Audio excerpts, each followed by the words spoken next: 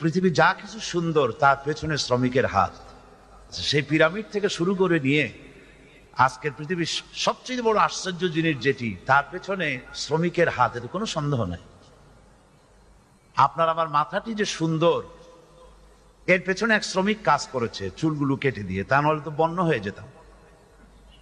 গায়ের জামাটা পরিচ্ছদটা যে সুন্দর অবস্থা, আমরা এখানে এসেছি পরিপাটি হয়ে, এর পেছনে একজন দর্জি, একজন শ্রমিক কাজ করেছে। সেজন্যই আমি কাপড় চোপড়ে সজ্জিত হতে পেরেছি।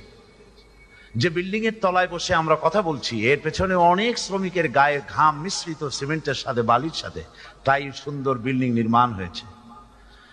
সুতরাং অর্থনৈতিক প্রবৃদ্ধি এবং জাতীয় উন্নয়ন, অর্থনৈতিক উন্নয়নে সব থেকে গুরুত্বপূর্ণ ফ্যাক্টর হচ্ছে মালিক এবং শ্রমিকের মধ্যে সুসম্পর্ক। মালিকদের মধ্যে এক প্রকারের অহমিকতা কাজ করে, অহংকার কাজ করে, যার জন্য শ্রমিকদের সাথে সুসম্পর্ক বজায় রাখা কঠিন হয়ে যায়। এবং যেহেতু ধনতান্ত্রিক ব্যবস্থায়, পুঁজিবাদী অর্থ ব্যবস্থায় ব্যক্তি স্বার্থই সব থেকে বড়, সেই জন্য যার যার স্বার্থ নিয়ে সে ব্যস্ত থাকে। ফলে শ্রমিক এবং মালিক দুই মারমুখী দলে বিভক্ত হয়ে পড়েছে আজকে পৃথিবীতে। আপনারা নিশ্চয়ই জানেন যে পৃথিবীতে যত সমস্যা আছে, নারীদের সমস্যা, সাদা এবং কালো মানুষের সমস্যা, শ্রমিকের সমস্যা, পৃথিবীর সমস্ত তাবৎ সমস্যার সমাধান দেওয়ার জন্য ইসলাম এসেছে। এবং এই জন্যই আল্লাহ পাক বলেছেন, ইন্নাদ-দীনা ইনদাল্লাহিল ইসলাম। ইসলামই হচ্ছে কেবলমাত্র আল্লাহ পাকের কাছে মনোনীত একমাত্র জীবন ব্যবস্থা। এই ইসলামী জীবন আদর্শের মাধ্যমে, ইসলামের কালজয়ী আদর্শ শ্রমিক এবং মালিকের মধ্যে সুসম্পর্ক স্থাপনের, যা পৃথিবীতে কেউ করতে পারেনি। সাদা এবং কালো মানুষের ব্যবধান দূর করতে পৃথিবীর মানুষ আজও পারেনি। সভ্যতার শীর্ষে আরোহণ করে আজও পৃথিবীর মানুষেরা সাদার অহংকারে অস্থির। কালো মানুষ, এশিয়ান মানুষ দেখলে পরে বলে ব্ল্যাক বাস্টার্ড। এখন 26 বছর পর্যন্ত নেলসন ম্যান্ডেলা, সাউথ আফ্রিকার বর্তমান প্রেসিডেন্ট, 26 বছর পর্যন্ত কারারুদ্ধ থাকলেন এই অধিকার আদায়ের জন্য, কিন্তু অধিকার আদায় করতে পারেননি। সাদা এবং কালো মানুষের ব্যবধান দূর করেছে ইসলাম। শ্রমিক এবং মালিকের মধ্যে আকাশচুম্বী ব্যবধান দূরীভূত করেছেন রাসূল করিম সাল্লাল্লাহু আলাইহি ওয়াসাল্লাম। আমরা যদি সেই আদর্শের প্রতিফলন ঘটাতে পারতাম পৃথিবীতে, তাহলে আমরা মুসলমান হিসেবে পৃথিবীতে সত্যি আমরা খ্যাতি অর্জন করতে পারতাম। আমরা সে জাতি, সাম্য মৈত্রী এনেছি, আমরা বিশ্বে করেছি খ্যাতি। সেই জাতীয় কবির কথা বাস্তবিক কাজে। আমার মনে পড়ছে ইউরোপের শ্রেষ্ঠ পপ সিঙ্গার ক্যাট স্টিভেন্স, বর্তমান নাম ইউসুফ ইসলাম, সেদিন এক বক্তৃতায় ইউরোপে, লন্ডন, এক বক্তৃতায় তিনি বললেন যে আমি ইসলামকে জেনেছি কোরআন হাদিস পড়ে। আনফরচুনেটলি আমি মুসলমানদেরকে দেখে ইসলাম কবুল করিনি। যদি কথাটা আমাকে এত হিট করেছে, যদি আমি মুসলমানদেরকে আগে দেখতাম, কোরআন হাদিস দেখার আগে, তাহলে ইসলাম কবুল করা আমার পক্ষে সৌভাগ্য হতো কিনা আজ আমি সন্দেহ পোষণ করছি।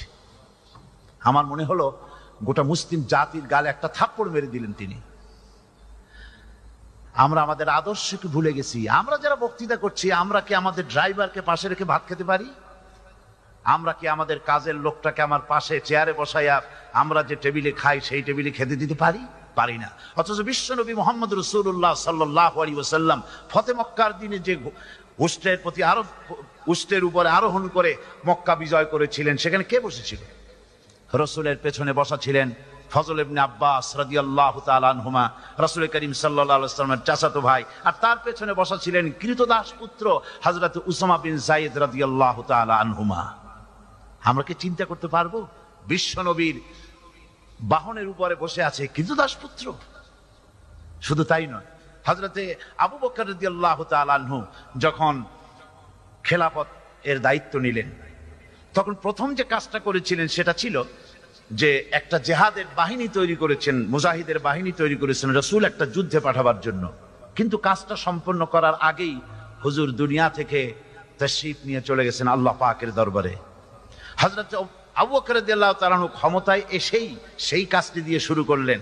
সেই বাহিনীর কমান্ডার ইন চিফ হুজুর বানিয়েছিলেন হযরত উসামা রাদিয়াল্লাহু তাআলা আনহুকে, যিনি কৃতদাস পুত্র, হযরত যায়েদ রাদিয়াল্লাহু তাআলা আনহুর ছেলে, কালো মানুষের ছেলে।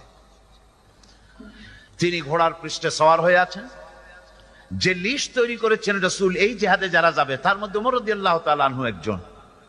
কুরাইশ বংশের, আভিজাত্যপূর্ণ বংশের নেতৃবর্গ সব বসে সব লাইনে, আর ঘোড়ার পৃষ্ঠে বসে আছেন হযরত উসামা রাদিয়াল্লাহু তাআলা আনহু। দুনিয়ার ইতিহাসকে অবাক করে দিলেন। আমিরুল মুমিনিন, খলিফাতুল মুসলিমিন ঘোড়ার নিচে পায়ে হাঁটতেছেন, উসামা উটের উপরে বসা, কৃতদাসের পুত্র, পায়ে হাঁটতেছেন আর বলছেন, উসামা, রাসূল করিম সাল্লাল্লাহু আলাইহি সাল্লাম তোমাকে এই বাহিনীর প্রধান করেছেন, আমিও তাই করলাম। হযরত ওমরকে তোমার বাহিনীর ভিতরে সাধারণ সৈন্য হিসাবে যুদ্ধ করার জন্য হুজুর লিস্টভুক্ত করেছিলেন, আমিও তাই করলাম। কিন্তু আমি প্রথম এই ক্ষমতায় এসেছি, ওমরের মতো একজন লোক আমার পাশে থাকা দরকার। তুমি যদি অনুমতি দাও তাহলে ওমরকে আমার কাছে রেখে দেই। হযরত উসামার চোখে পানি এসে গেল। হযরত উসামা বললেন, আমিরুল মুমিনিন, আপনি পায়ে হেঁটে আমার কাছে অনুমতি চাচ্ছেন, আমি ঘোড়ার উপরে বসা, আমার লজ্জা হচ্ছে।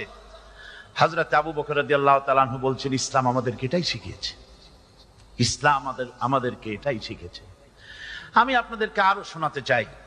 হযরতে যায়েদ বিন সাবিত আল আনসারী রাদিয়াল্লাহু তাআলা আনহু কৃতদাস, বড় আলেম, এবং তিনি ছিলেন জলিলুল কদর সাহাবী, খুব বড় আলেম।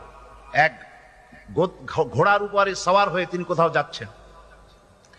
ঘোড়ার উপরে সওয়ার হয়ে তিনি পা যে রেকাবের ভিতরে রাখবেন, পা রাখতে হয় যে জিনের, যে ওটাকে কি বলে, রেকাব, পাদানি বলা হয়, ওর মধ্যে পা রাখবেন, কিন্তু পায়ের ধাক্কা লেগে ওটা সরে যাচ্ছে, পাটা ঢুকতেছে না। উনি অনুভব করলেন কে যেন ওনার পা ধরে ওই পাদানির ভিতরে ঢুকিয়ে দিল। নিচের দিকে তাকায় দেখেন, যিনি পা ধরে ঢুকিয়ে দিলেন তিনি হচ্ছেন হযরতে ইবনে আব্বাস রাদিয়াল্লাহু তাআলা আনহুমা, রাসূল করিম সাল্লাল্লাহু আলাইহি সাল্লামের আপন চাচাতো ভাই, আহলে বাইতের একজন।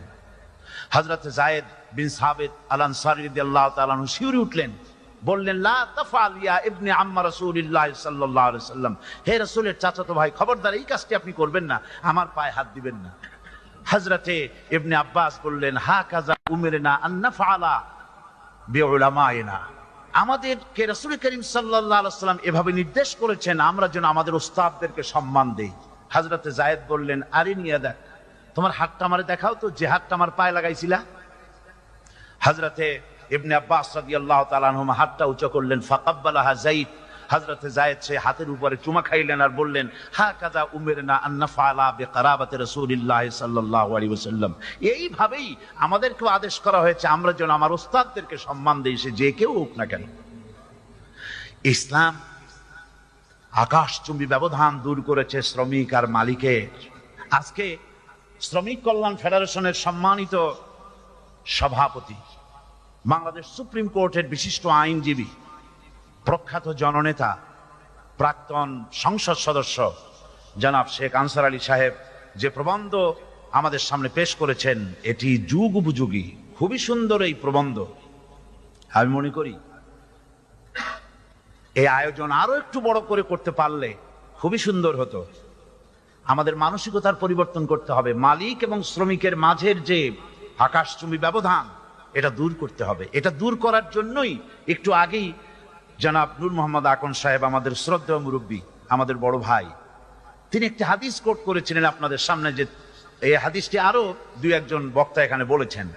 রাসূল করিম সাল্লাল্লাহু আলাইহি সাল্লাম বলেছেন, শ্রমিক আর মালিক সম্পর্ক মনিব আর গোলামের নয়, সম্পর্ক হচ্ছে ভাই ভাই। এ ভাইয়ের সম্পর্ক কেন? ভাই যেমন অধিকার রাখে, সেরকম শ্রমিকের অধিকারও তোমাকে দিতে হবে। এখানে মানসিকতার প্রশ্ন। এই ব্যবধানকে দূর করার জন্য রাসূল করিম সাল্লাল্লাহু আলাইহি সাল্লাম হযরতে যায়েদকে নিজের ছেলে হিসেবে গ্রহণ করেছিলেন, বলেছিলেন, যায়েদ আমার পুত্র। এবং আপনারা বিস্ময় বোধ করবেন যে রাসূল করিম সাল্লাল্লাহু আলাইহি সাল্লামের আপন ফুফাতো বোন হযরতে যায়নাব রাদিয়াল্লাহু তাআলা আনহাকে কৃতদাস হযরত যায়েদের কাছে রাসূল বিবাহ দিয়ে আভিজাত্যের অহবিগতকে চুরমার করে দিয়েছিলেন। হযরতে যায়নাব রাদিয়াল্লাহু তাআলা আনহা দারুণ সুন্দরী ছিলেন।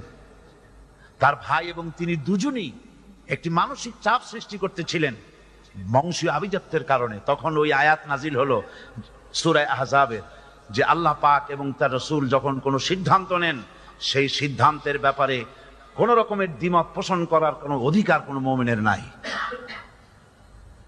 এই বিবাহের মাধ্যমে রাসূল করিম সাল্লাল্লাহু আলাইহি সাল্লাম বংশীয় আভিজাত্যকে চুরমার করে দিয়েছিলেন। রাসূল করিম সাল্লাল্লাহু আলাইহি সাল্লাম বলেছেন, শ্রমিকের সাধ্যাতীত কোনো বোঝা তার উপরে চাপিয়ে দিও না। আন্না রাসূলুল্লাহ সাল্লাল্লাহু আলাইহি সাল্লাম নাহা আনিল ইস্তিজারাতিল আজিরা হাত্তা ইউবায়্যিনা লাহু আজরাহু।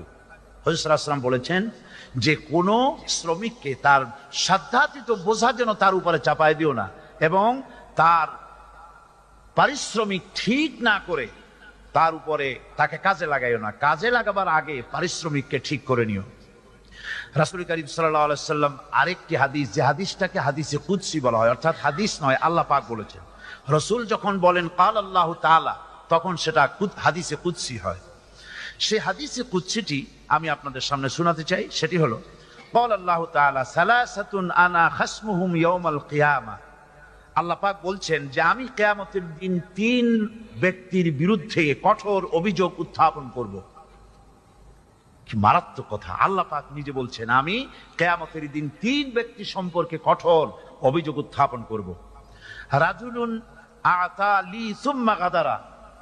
ওই ব্যক্তি, একজন হচ্ছে সেই ব্যক্তি যে ব্যক্তি আমার নামে কাউকে কিছু দিতে চাইলো অথচ দিল না। আরেক ব্যক্তি হচ্ছে রাজুলুন বা হুররান ফাআকালা থামানাহু। আরেক ব্যক্তি হচ্ছে সেই যে ব্যক্তি স্বাধীন কোন মানুষকে বিক্রি করে তার মূল্য গ্রহণ করলো, মূল্য খেলো, ভক্ষণ করলো বা গ্রহণ করলো। তৃতীয় ব্যক্তি হচ্ছে রাজুলুন ইস্তিজারা আজিরান ফাস্তাওফা মিনহু ওয়া লাম ইউতিহি আজরাহু। তৃতীয় ব্যক্তি হচ্ছে ওই ব্যক্তি যে ব্যক্তি তার কাজের লোককে, শ্রমিককে কাজে লাগিয়ে তার শ্রম পুরাটাই গ্রহণ করলো আর তাকে মজুরি দিল না। কিয়ামতের দিন আল্লাহ পাক এই 3 ব্যক্তি সম্পর্কে কঠোর অভিযোগ উত্থাপন করবেন। আজকে আমরা দেখতে পাই যে ইসলামই কেবলমাত্র পৃথিবীর মাঝে শ্রমিক এবং মালিকের সম্পর্ককে উন্নয়ন করে জাতীয় প্রবৃদ্ধি, অর্থনৈতিক প্রবৃদ্ধি এবং সুষ্ঠু উৎপাদনের পথ দেখিয়ে দিয়েছিল। আল্লাহ পাক আমাদেরকে সে কথাগুলি বোঝার তৌফিক দান করুন এবং শ্রমিক কল্যাণ ফেডারেশনের এই উদ্যোগকে আল্লাহ কবুল করুন, জনগণের কাছে পৌঁছবার তৌফিক দিন। গোটা শ্রমিকদের মাঝে শ্রমিক কল্যাণ ফেডারেশন তার এই বক্তব্য নিয়ে যেন পৌঁছে যেতে পারে, আল্লাহ পাকে তৌফিক দান করুন। হাদা মা ইনদি ওয়াল ইলমু ইনদাল্লাহ আলাইহি তাওয়াক্কালতু ইলাইহি উনীব। আসসালামু আলাইকুম ওয়া রাহমাতুল্লাহি ওয়া বারাকাতুহু।